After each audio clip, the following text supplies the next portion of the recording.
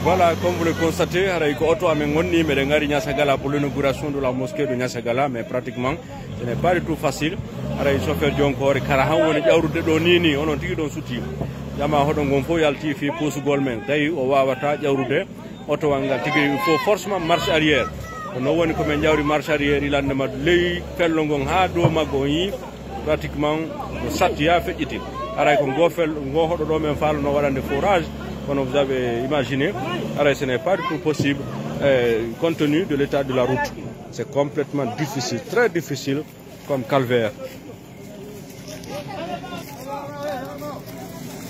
Donc heureusement, chauffeur de Jamé, ou chauffeur de Keldu de Wakili, parce que il a demandé à Douga, Kado Fello, Faida, mais Feti Hakune, pour marche arrière, on est ardi. Ni Hani, mais Heta, il a un golto.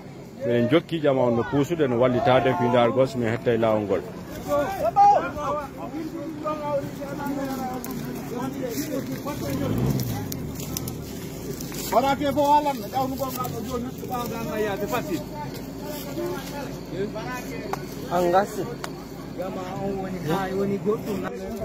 donc vous avez compris, le chauffeur il a fait son mieux. On dit que vraiment il faut gilandama lega himo etade wakili ke wakilare molanande nyanyal moƴƴay dow ballal jamaji ɗin fou aray ko o fuɗɗorno déjà yawrugol comme ça se doit kono ça n'a pas marché o ƴetti option go ɗum ko waɗugol marche arrière ndara si o ƴawra e fellugol parce que ɗon haray no dolni kono min ari ha min hewti faydari min muutini fellugol à 80%. Pour le moment, on a un petit souci parce que on est ko ellahu yaltiti ka automako. Ara holli wonde do on ko karhan wata feƴirde do. Ara ko dum holli ko pan, mais pour le moment on a li taw ko identifier pas non, est-ce que ko disque, est-ce que ko goddum kono. De toute façon, woni do ko ella hebi auto amen on, auto mom woni on hotirde mudum. Donc c'est pour vous dire que combien de fois c'est difficile. On avait fait tout le boulot.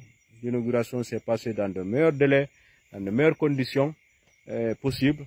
Faut weltike hari men wenondiri e jama hodo ngon fo meden e hotugol.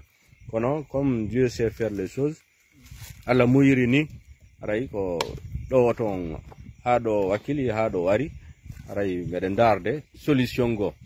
Mais tout reste à croire que ce n'est pas possible qu'on rentre aujourd'hui parce que auto men wonno yadde mudum stawi hebi ella mette fi fota jama on hodo ngon wallitike fota ha hewte wakkilare chauffeur on Mourad moƴƴuru kono pour le moment c'est ce qu'on peut dire à nos lecteurs, à nos auditeurs, à nos partenaires. C'est ça les difficultés que nous rencontrons, certaines c'est un peu ça.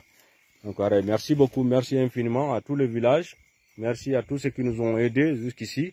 Arabe ndarde ko honno men jettitirta Mourad ɗin e façon go kadi e nonne go kadi no nawni ɗo men arta e moɗon ko fewti situation amen on du côté de Niassagala. Merci beaucoup.